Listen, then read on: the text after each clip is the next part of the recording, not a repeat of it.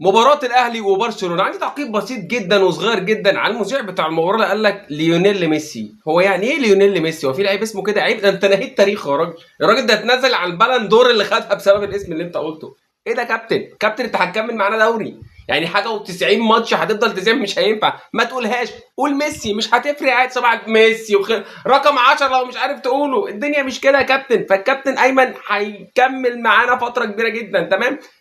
مش لازم، مش لازم تفخّم مش لازم، واحنا مش عارف إيه وتاريخ، أنا عارف يا باشا إن أنت ميولك معروفة، فمش لازم يا كابتن أيمن. تاني حاجة جماهير النادي الأهلي، الجمهور اللي بيحب بطولة، أي حاجة، بطولة المركز التاني، يعني إيه؟